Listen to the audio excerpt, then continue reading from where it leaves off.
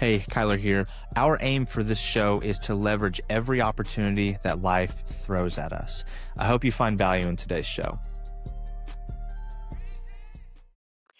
Offenbacher Brothers here with the Leverage Life Show. We talk with millionaires every single week. And the families who steward their legacy better than any other all share something in common, and it's not what you might think. Most people assume they just have money. That's how they're going to steward their legacy. Actually, it goes much deeper than that. The families that create the most wealth and steward it for the long haul and it lasts for generations have something deeper in common. And that's what we're talking about today on our 5th episode of this series we have called Stewarding Legacy. We've looked at 4 families. We've looked at Truett Cathy and the Cathy family with Chick-fil-A. We've looked at David Green with the empire that Hobby Lobby has become. We've looked at the Johnson family with SC Johnson, A family company. And the last family we looked at last week was the Snyder family with my favorite fast food burger, In-N-Out. And all of these families share something in common. They are values driven, they are passionate, and they have a shared vision for how the money is going to be stewarded over the long haul. And our 5th family today that we're going to dive into is your family. How are you going to steward your wealth over the long haul? What values do you want to be present? And what's the shared vision for the long haul? Let's dive into that today on today's episode of the Leverage Life Show. Cool. Gordon, before we kick everything off, I do want to say we've gotten some really good feedback on the Stewarding Legacy series. And so this is going to be something we are going to continue to do with more families in the future. It's probably not going to be back to back to back to back like we've been doing, but this has been such a powerful series. And I have just really enjoyed learning about these families and just seeing their stories and what they've done to lay out their legacy, whether that be actual like business stuff like trust or just the shared vision like Cord was talking about. So there's so much we can learn from these families if we just get in there and kind of get in the weeds and actually study them, because there's so much you can learn from people that come before you. But let's dive in for the last episode for today. And really to kick it off for today, I want to walk through what we really established from the Stewarding Legacies framework from when we started. So we really talked about 3 specific things: stewardship, family, and excellence. So those 3 things are the concepts that we tried to encapsulate with talking through these different families and what they built. So the first one being stewardship. Stewardship is massively important to us because we come from a long line of entrepreneurs, and so multi-generational business. And so we want to make sure ourselves that we are embodying stewardship in the way that we know how through our family. But when you look at the other families we've studied, such as Chick-fil-A and Truett Cathy, they're a great example of stewardship and just coming up with, hey, what are ways that we can embody our values? And the biggest one that we talked about, of course, they're closed on Sundays. We talked about it in that episode. If you didn't watch that one, go back and watch it. But in a lot of ways, they were told it doesn't make sense to be closed on Sunday. Why? Because they're not going to make money on Sunday, obviously, which makes sense. But if you look at the numbers, it plays out because they are one of the giants in the fast food industry when it comes to selling chicken. And so what they have done with being closed on Sundays, they have just institutionalized that they are going to say, hey, we're going to draw on the line of sand and we want to honor the Sabbath, and we're going to make sure that we're doing things the way that we want to and to value what God has given us. So the first one is stewardship. That's going to look different for every family and every business. So you guys just have to talk through that for yourself. The second one that the concept that we talked about was family. This is one where when you're looking at multi-generational businesses, having a family structure in place is massively important. And what I mean by that family structure is more having a shared vision, having, alignment on money and how the business is supposed to go day to day, but then the long-term future.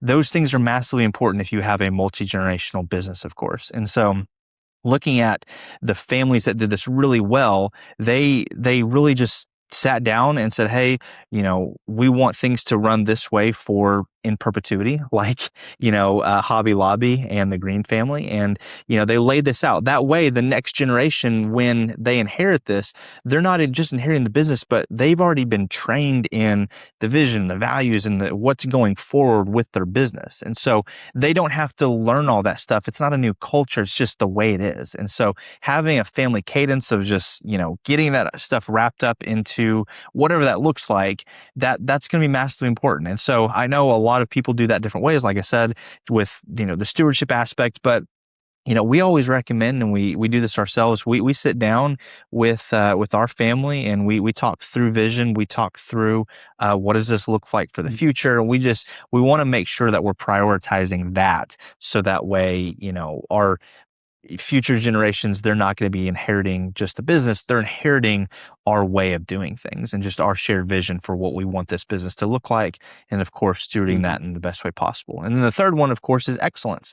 So carrying excellence in whatever industry that is what they've done. They have become massive players in their industry. Hobby Lobby in retail, Chick-fil-A in the restaurant business, of course, In-N-Out in the restaurant business as well. Different, obviously kind of food with chicken and, burgers, but regardless, they have just dominated that industry. And so they're just excellent in what they do, specifically in selling their product.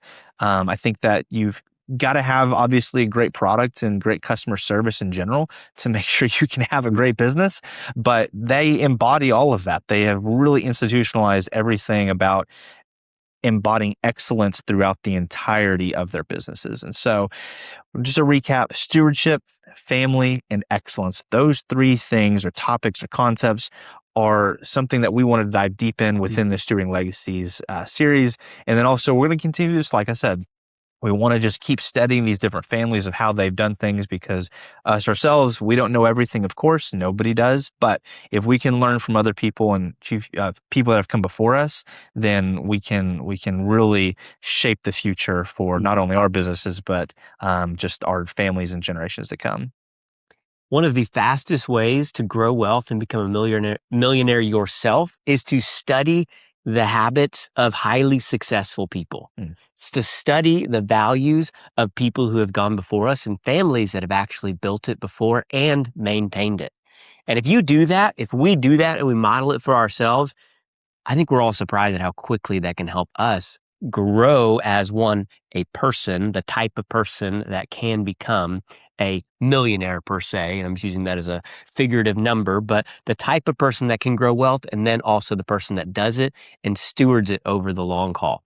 And they all answer these three questions when they look at these families that have those core values of stewardship, family, and excellence. They ask three questions. One, what are our family's core values? What is our business's institutionalized values that we are going to keep locked in and we are not going to compromise on even when it gets hard? And secondly, what is our shared family vision for the future? I'm not just talking over the next year, I'm talking the next 5, 10, 40 years. That over the next 40 years, if we kept this same family vision, it would have been worth the time. It would have been worth the fight and the clawing it took to get there. And then thirdly, how often are we going to get together and actually talk about it? Because it's so easy to dream and it's so easy to stay there. It's a lot harder to get into the weeds and actually continue to talk about it and continue to trek forward, even when it gets hard. Because I guarantee you, all four of those families, if you look in their history, they encountered hard moments. Some made or break the bit. It was a make or break moment in their business, but they handled it according to their convictions, according to their values, and according to their vision, and they've stuck around for the long haul. Some fourth, fifth generation owners now, and they are major players in their business, not because of the dollars. Yes, the dollars are important, don't hear me wrong, but deeper than that, the values and the vision are what have carried it into the future. So ask yourself those three questions, and I even encourage you to journal it out. One, what are the family's goals? Two, what's the family vision? And thirdly, how often are we going to meet to talk about it? Cord Offenbacher here with the Offenbacher brothers on the Leveraged Life Show. If you've enjoyed today's episode or this series we've called Stewarding Legacies, go ahead and subscribe to the Leveraged Life Show. And if you have any life insurance or financial needs, don't hesitate to shoot us the text WEALTH to 479-396-3528. That's WEALTH to 479-396-3528. Let's jump back in today's episode. Let's land the plane for today, and I'll let Cord take over in a second. But I want to share a quick thought. If you are a family that you feel like you would love to share your story about stewarding legacies and what you guys have done specifically to pass along the vision, the values for what you guys have done in business, we would love to hear about it and possibly feature you guys on our show. And then also, if you have another family that you have heard of in your community or another big name like the ones we've been talking about, and you feel like we should talk through them so we can learn more about them, then shoot us that family as well so we can dive in and do our research and learn more about them. But I would love to be able to possibly bring people on here that are doing the exact same thing that we've been talking about. We love talking to multi-generational business owners, and Cord and I actually have a CEO coach ourselves that does this very same stuff. He talks with multi-generational business owners every single week, talking about vision and values and what's important for them. That way they can carry along this throughout the next generations for however long that is. So we would love to be able to feature you or to talk more about other families on this channel. So I'm gonna let Cord land for the plane for today, but definitely shoot us a text at 479-396-3528 and let us know if there's a family or if you'd like to be featured as well. I give you this challenge as we land the plane today. If you want to be a millionaire, not to quote Regis Philbin, but if you want to be a millionaire, grab your journal, grab a pen, and answer those 3 questions we already talked about in this episode. What are my values? What is my vision for my family? And thirdly, how often do I need to meet with my family in a frequency sense to unite back about those goals and that vision? Yes, that's not a clear-cut business model that's going to scale you to $1 million in 2 weeks, but real wealth takes a lifetime to build, and real wealth takes a lifetime to actually create the values and the vision to preserve it over generations. And that's what we're all about here with Stewarding Legacies in this series. And that's what we're about here on the Leveraged Life Show. As opportunities are thrown our way, we want to leverage them for maximum impact. So if this hits home, shoot us a text at 479-396-3528 and take that challenge Kyler had said. Sit down with journals, sit down with your journal and reach out to us. We'll see you next week on the Leverage Life Show as we launch a new series.